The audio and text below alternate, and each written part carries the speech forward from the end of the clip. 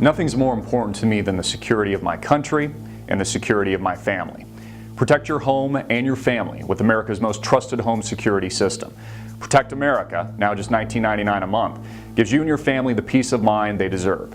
Protect America and protect your family today. Our intelligence community has carefully reviewed and re-reviewed information regarding this attack. And I will tell you, it has done so more than mindful of the Iraq experience. We will not repeat that moment.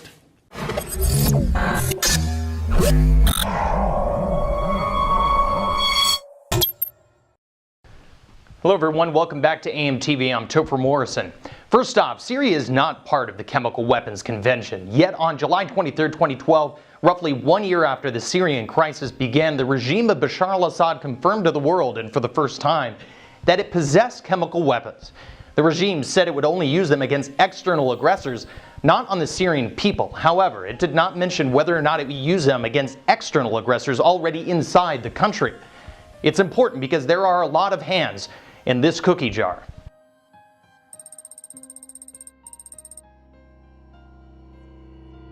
Fighting on the side of Syria and President Bashar al-Assad is, of course, the Syrian armed forces. Flanking the regime's defenders, among many others, is the Shia volunteer militia group Jais al-Shabi. There is also Shia militias and the Al-Abbas Brigade protecting national heritage sites throughout the country. There is also the National Defense Force and external support from Iran's Special Operations Quds Force. The Popular Front for the Liberation of Palestine is also helping. And Lebanon's battle-tested Hezbollah has skin in the game as well.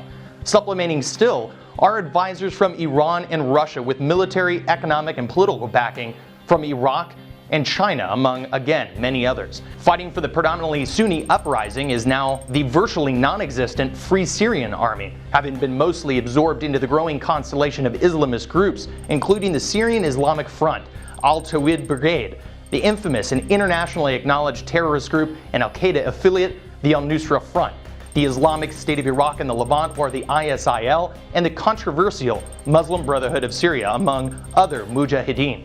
Turkey, Qatar, Saudi Arabia, among other Sunni Gulf states, all provide massive funding and lethal support, while training and ostensibly non-lethal provisions come from the United Kingdom, France, and the United States.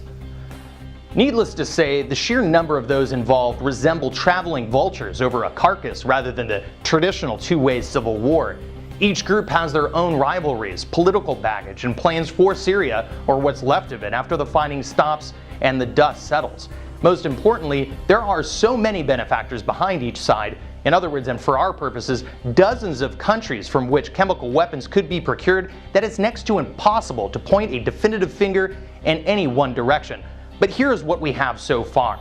Keep in mind, Yahoo News reported on August 30th, 2013, Syrian chemical weapons program was, quote, old, vast, expansive, very well run, tightly commanded, and tightly controlled, according to senior Obama administration officials. The first alleged chemical weapons attack occurred December 23, 2012 in Homs, Syria. The reported chemical weapon, Agent 15, or as NATO calls it, BZ. Casualties, 5 dead with over 100 wounded, of whom suffered severe respiratory, nervous system, and gastrointestinal ailments, reports Foreign Policy magazine. This was 4 months after Barack Obama drew his infamous red line in August of 2012. Now, according to the White House, although Syrians involved made a compelling case of chemical weapons use, BZ is a relatively benign agent with respect to the rest of the Assad arsenal. Initially, the White House saw it as inconsistent with what is believed to be true about the Syrian chemical weapons program. But if the rebels were given the benefit of the doubt and BZ was actually used, and allegations against the Syrian government are true, the Assad regime would have chose A, to use a chemical agent that is controlled under the Chemical Weapons Convention, but B, not one of the more lethal agents available to the regime. An obviously poorly executed political and tactical move. Perhaps Assad's very well-run program missed the mark.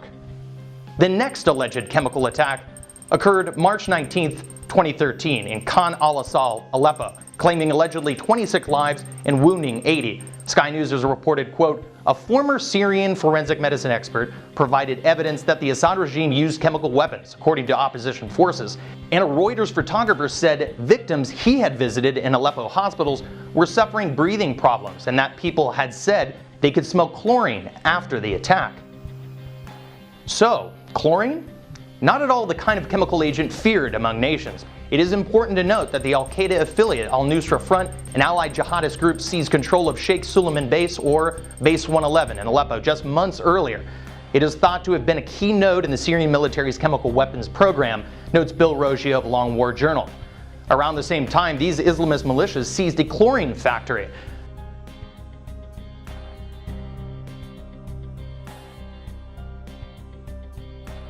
In the past, al-Qaeda in Iraq has used these crude chlorine bombs to great effect in 10 attempted suicide attacks conducted in Iraqi cities from February to May of 2007 during the US occupation.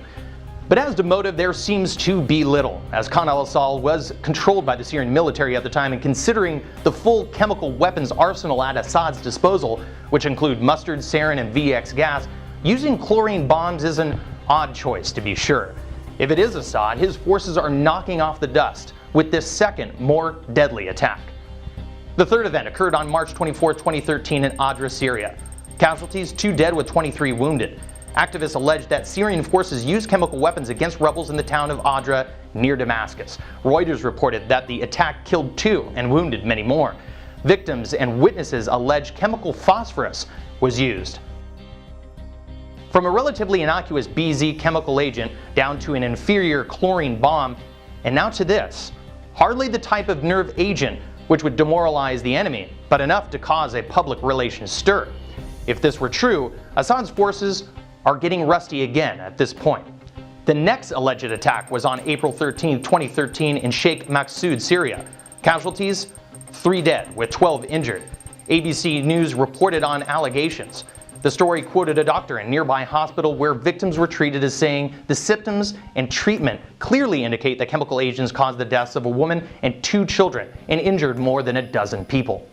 Another small attack relative to Assad's capabilities. If it was Assad, the regime would likely at this point be trying to send a message rather than display a serious attempt in any stretch of the imagination at ethnic cleansing. Once again, the delivery device was well below the sophisticated levels of the regime's vast chemical weapons program. The next event was on April 29, 2013 in Sarakeb, Idlib. Casualties 1 dead with 7 injured. According to a BBC story, there were unverified eyewitness reports of canisters being dropped from a helicopter on the town.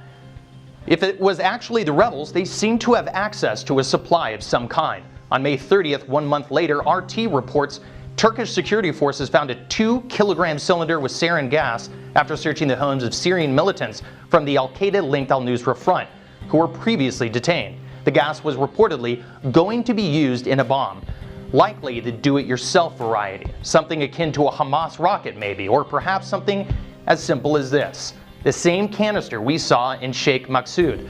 But in this case, a helicopter was purportedly dropping the substance, and the rebels lack air power. So if it was Assad, perhaps new tactics were deployed considering the relative failure of previous strikes.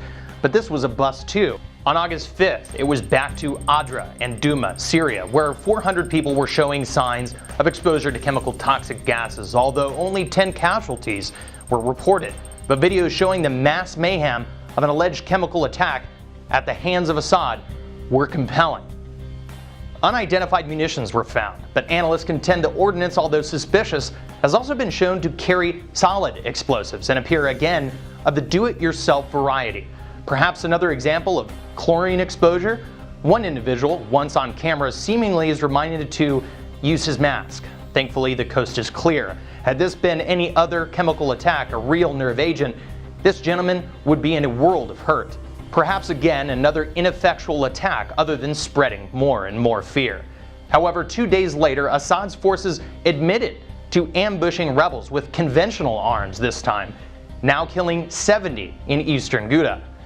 And on August 21, 2013, the infamous Ghouta massacre of Damascus, where 254 to 1,429, according to Senator John Kerry, died. Activists said rockets with chemical agents hit the suburbs of Ain Tarma, Zamalka, and Jobar in the Ghouta region. But in the initial days after the alleged attack in Ghouta, there was scant mention of how the chemical weapons were delivered.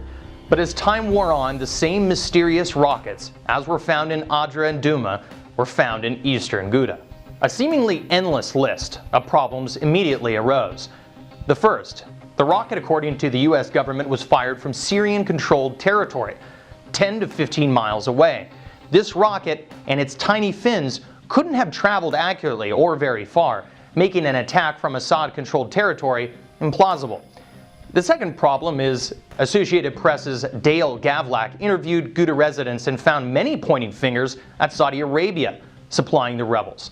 Additionally, residents familiar with the fighters claimed they were ill-advised on proper handling of the chemical weapons they received. They witnessed tubes and tunnels where they were kept as well. And third, what is more likely to have occurred if such a rocket was indeed the delivery mechanism is what Pepe Escobar of the Asia Times reported just days ago, that Russia's ambassador in the UN Security Council, Vitaly Churkin, presented conclusive evidence based on documents and Russian satellite images of two rockets purportedly carrying toxic chemicals fired from Duma, an area controlled by the Syrian rebels. In the final analysis, the question remains, are chemical weapons in and of themselves, in all of their infamous and inglorious nature, reason to deploy the United States of America and its ostensible allies? It is claimed 100,000 people have died in Syria on both sides, and chemical weapons have the potential to eliminate thousands in a single attack. Yet, we don't see this occurring. And in the worst estimate of chemical weapons use, only 2% have died. Is the taboo more powerful than the psychological attack against Assad's enemies? If it is, the real irony may lie in what larger calamity we all may endure if such a responsibility to protect were actually foisted upon Western nations and their citizens, only to blow back in a form of a larger regional or global conflagration triggered by the very same mutual defense pacts and webs of alliance which plunged the world into mass violence twice before.